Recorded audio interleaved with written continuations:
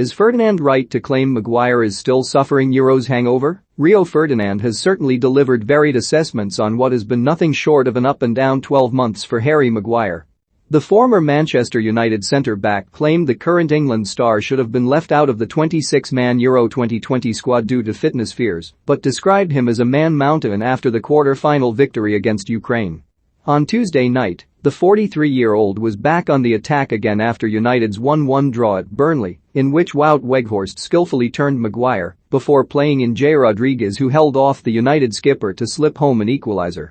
Describing Burnley's equaliser, Ferdinand said, "There's Scott McTominay, he's your protection, all he's got to do. Maguire, keep pushing him away. He hasn't got to overcommit. As soon as he overcommits, it's a great piece of skill. This pass is sublime. If Kevin De Bruyne does that Weghorst pass, we'll all be going crazy." This touch across Maguire from Rodriguez takes him completely out of it. "I don't think Maguire is quick enough to have got there to affect that situation once it got beyond him. It's about stopping it at the source. Once he has the big number 9, keep him facing away from the goal. He's got the security of McTominay in front of him. He can deal with him a little bit. These are small mistakes leading to big moments." Alan Shearer also piled in on Premier League productions, adding, "From Manchester United's point of view, I mean Maguire and McTominay? The lack of effort and the lack of a tackle from Maguire and McTominay was embarrassing in that midfield. The goal was poor on Harry's part," Ferdinand added on BT Sport. "He will take responsibility for that. He needs to iron it out. Even the challenge he made over the halfway line. He's lucky to have stayed on the pitch." However, Ferdinand's most interesting statement came when he suggested it's a performance he won't be happy with. "I don't know if it's a hangover from the Euros, physically and mentally. There hasn't been the consistency from a player of his stature this season." The last part of Ferdinand's assessment, based on performances at least, appears almost certainly valid. But on the evidence of watching games alone, a Euros hangover could appear somewhat of a pretext for poor form, especially since Saturday marks 7 months to the day since the defeat in the final by Italy on penalties at Wembley. It was also part of an excuse used in defense of Harry Kane's slow start to the new Premier League season, but his good goal-scoring form over the last couple of months for Tottenham appears to show it was justified. But for Maguire, that improvement looks a distant possibility for the time being.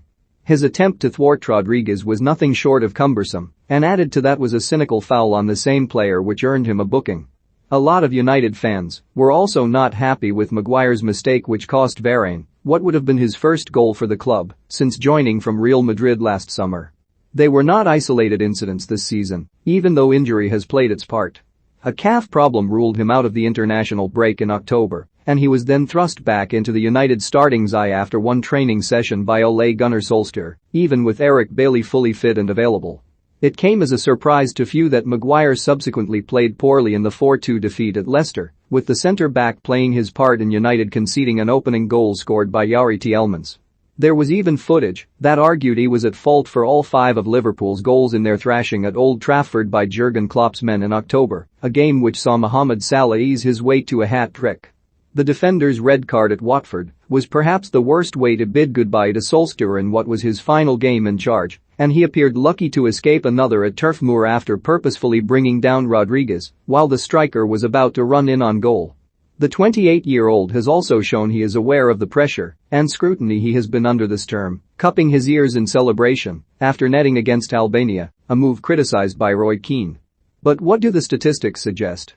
Has the most expensive central defender of all time been suffering from a Euros hangover, or do the problems lie deeper than that? Well, the numbers per 90 minutes this season, in comparison to the previous 2 campaigns, suggest there are quite a few areas of his game which are currently suffering, even those where United would have expected consistency from him every season when signing him for £80 million.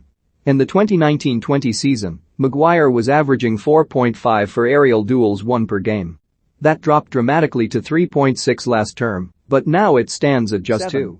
It must be added that his aerials lost ratio is also down, but this decrease is more marginal from 1.78 in 2019-20 and 1.33 in 2020-21 to 1.30 in the current campaign. But the aerials won was not the only significant slide. Maguire averaged 1.8 interceptions per 92 seasons ago, and that only fell slightly to 1.6 in 2020-21. The figure currently stands at just 0.7. The aforementioned errors in the Burnley, Leicester, and Liverpool games have left their mark on the statistics too. In 2019-20, Maguire did not make a single error that led to a shot and therefore goal. But last season the errors leading to shots rose to 4, one of which led to a goal. The current figure sits at 3 shots from his error and 1 goal. It is by no means disastrous, but perhaps another telling sign of how his performances have dipped since being at Old Trafford. A 3.2% decrease in duel success and an average dropping from 6.1 to 5.1 from 2 years ago until now are the other significant blemishes on his record, with a 4.1% increase in tackle success his only significant improvement. There are also minor improvements in blocks per 90 and, perhaps surprisingly given Tuesday night's events, being dribbled past by opponents. But so too are there plenty of slightly decreases in possession won in the defensive third, headed clearances, as well as a minor increase in the yellow cards per 90. The majority of the data therefore points to a player who is really at odds with his own game as it stands, with some fans now believing a central defensive partnership of Raphael Varane and Bailey is the best way forward. There are others who have gone further and called for him to be stripped of the captain's armband after his latest disappointing performance for the club. Whatever the degree of their ire towards Maguire, it appears clear that few within the fanbase retain his support. And when many of the supporters are not on your side, it is a very daunting task trying to turn things around, and ultimately there will be those who doubt if he ever will be able to. Interim boss Ralf Rangnick did not appear to be one of those people after the win against West Ham, saying, defensively he was very present. He was vocal on the pitch. He played like a captain should play. But the German slammed his side's performance this week, and few would blame him if at least some of that anger was directed at his captain. Ultimately, Maguire's United career has been plagued by inconsistency, and he must now fight to keep hold of Rangnick's support. By the summer, there could even be a new name in the United hot seat who will have his own opinion on whether he is deemed suitable to lead their backline. And performances like the ones he is delivering now will do little to convince whoever is in charge next season that he is anywhere close to reaching the heights he has reached in the game.